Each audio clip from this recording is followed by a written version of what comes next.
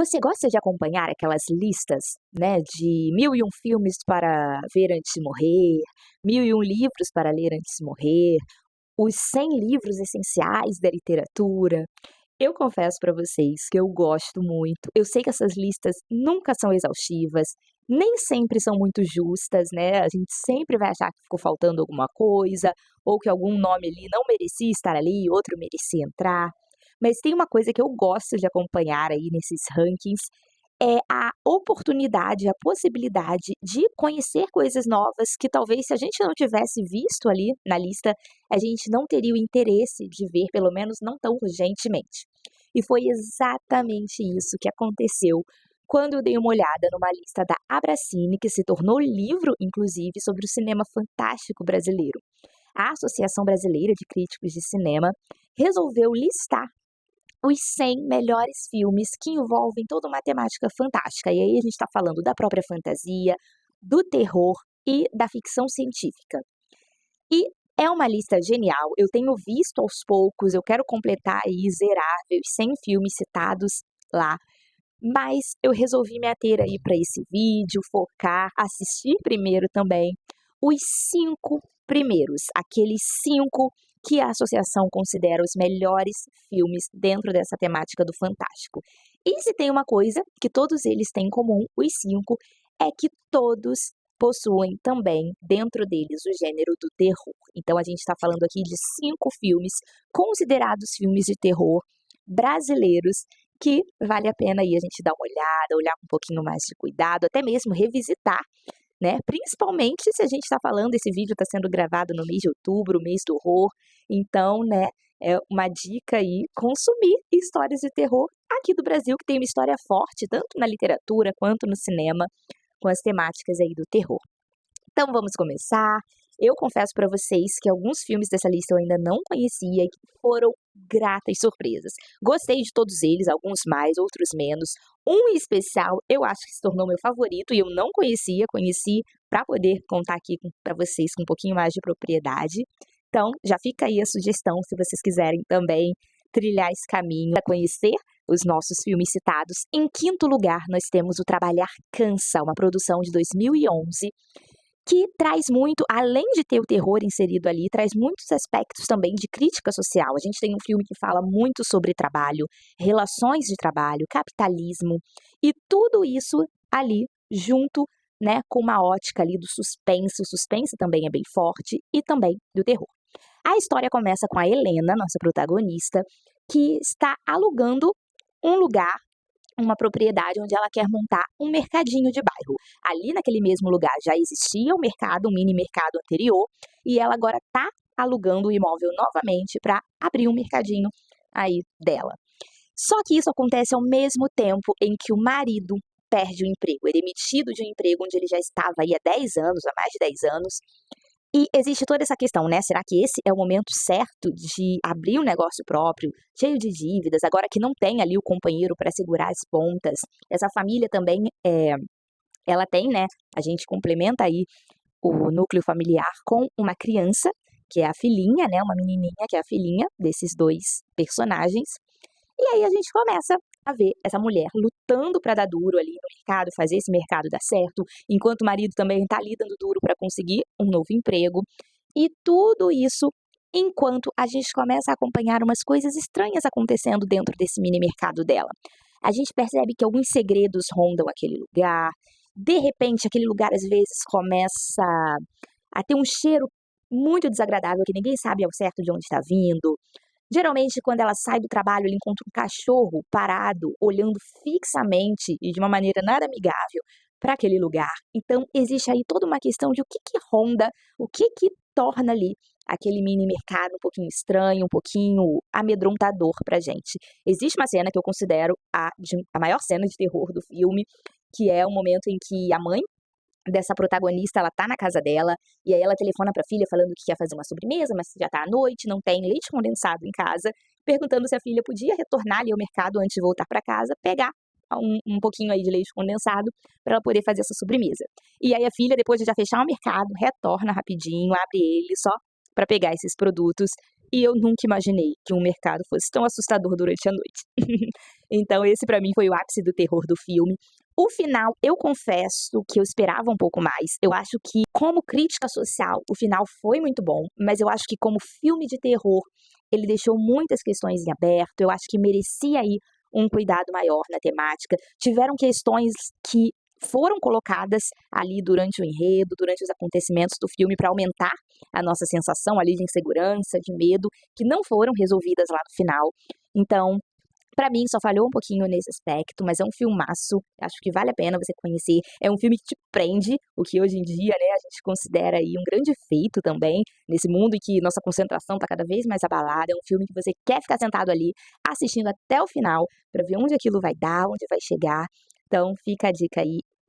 Agora, falando no quarto lugar, vou trazer pra vocês aquele que eu comentei que é o meu favorito da lista. Eu não fazia ideia da existência desse filme, até dar uma olhada nessa lista e justamente por ele estar ali em quarto lugar, pesquisar pra ver do que se tratava. O nome desse filme é As Filhas do Fogo. Ele é uma produção, né? Ele é dirigido pelo Vitor Hugo Couri, desculpa se eu falei errado. E nós temos aí nessa história um terror clássico, gente. Aqui a gente tá falando, se no outro o terror ele era mesclado, ele era combinado com outros assuntos, com outras temáticas, aqui a gente tem um filme de terror purinho, purinho. A gente começa conhecendo duas meninas, duas garotas, a Diana e a Ana. A Diana mora numa fazenda, numa propriedade rural muito grande em Gramado, na década de 70, esse é um filme de 1978, enquanto a Ana é uma moradora, né, de São Paulo, capital da cidade grande. Elas duas são namoradas e a Diana convida, através de carta, ela tá com saudades da Ana, e ela convida essa namorada para ir passar um tempo com ela nessa propriedade em Gramado. Quando a Ana chega lá, ela começa a se aprofundar na história da família da Diana, em todo o passado dessa família, e aí as coisas começam a caminhar por um caminho bem sobrenatural, ali, classicão, fantasmas, casas mal-assombradas, e a estética desse filme, gente, o clima desse filme torna tudo muito mais assombroso, torna tudo muito mais realmente assustador. A gente está falando, né, de uma Gramado lá da década de 70, então toda a névoa que ronda aquele lugar ajuda a construir o cenário do filme, aquele cenário mais pesado. O filme tem uma estética e um jeito também todo onírico, lembra muito as produções do David Lynch, principalmente Twin Peaks. Parece que a gente está ali assistindo a um episódio de Twin Peaks, é nesse estilo. E a gente pode enxergar até mesmo alguns elementos do terror que só foram se tornar mundialmente famosos no cinema muitos anos depois, como em Os Outros, em O Sexto Sentido. Então, é um filme inteligentíssimo, interessantíssimo. Eu gostei muito dos diálogos. Se eu precisasse criticar alguma coisinha aqui, eu diria que talvez uma parte do elenco não sei se me convenceu muito, mas aí falando apenas de alguns nomes, a própria protagonista Diana, inclusive, mas nós também temos outras interpretações grandiosas. A mãe da Diana não fala uma palavra nesse filme e mesmo assim a atriz, né, apresenta aí uma interpretação maravilhosa. E é um filme que vai sendo construído ali no mistério, no climinha, na atmosfera. Vale muito, muito a pena ser assistido. Eu super indico. Se eu pudesse indicar para vocês um aí desses 5 para vocês conferirem como filme de terror mesmo, falando puramente disso, eu com certeza indicaria As Filhas do Fogo. Apesar de que assisti-lo não é muito fácil. Eu assisti pelo YouTube, diretamente no YouTube, só que esse filme completo aí que tá no YouTube na íntegra merece uma observaçãozinha. Ele é uma gravação de VHS, alguém que postou essa gravação de VHS lá da década de 90, segundo minhas pesquisas, de 1996, quando esse filme foi exibido na Band, no programa Made in Brasil, né, um programa que exibia filmes aí nacionais. Então, essa foi a única cópia que eu achei dele na internet para ser assistida, não tem streaming nenhum. Vi também, depois li que, às vezes, em alguns anos, ele é exibido em algumas exibições em cinema, né, próprias, assim, exibições especiais. Já se tornou um dos meus maiores desejos assistir uma exibição dessa no cinema para assistir esse filme remasterizado.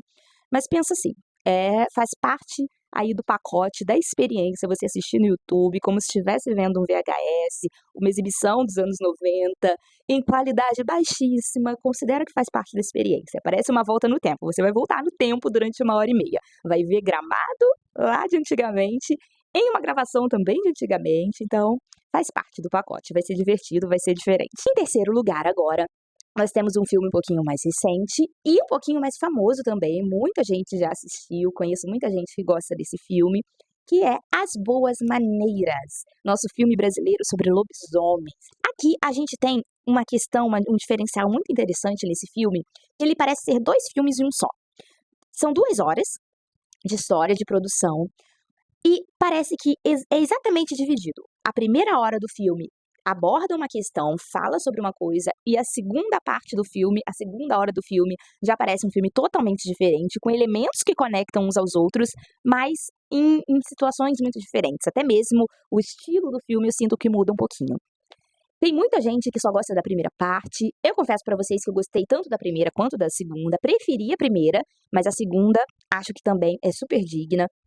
E quando a gente fala em história, aqui nós estamos falando, na primeira parte, né, sobre uma mulher que está buscando um emprego de babá e ela é entrevistada por uma moça rica num apartamento aí grande, só que um pouquinho solitária, que está grávida e precisa aí de alguém para ajudá-la a cuidar desse bebê que vai nascer futuramente e até dela mesmo durante o finalzinho da gravidez. Essa babá é contratada, vai morar na casa dessa moça e aí a gente começa a ver, né, a relação entre elas crescendo e no decorrer da gravidez dessa moça, algumas questões, alguns mistérios sobre a gravidez dela em si, né? A gente vai percebendo aí ao longo do tempo, isso não é spoiler, porque é algo que acontece logo no início, que essa criança que ela tá gerando é um lobisominho.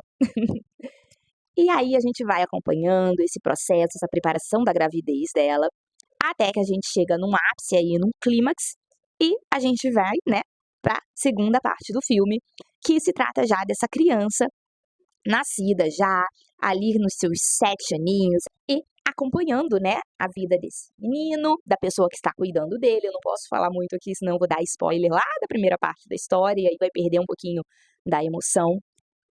É um filme muito bom, como eu disse, pra mim não deve nada às produções, né, sobre lobisomens lá de fora, que vem lá de fora. Pelo contrário, acho que supera, inclusive, muitas delas.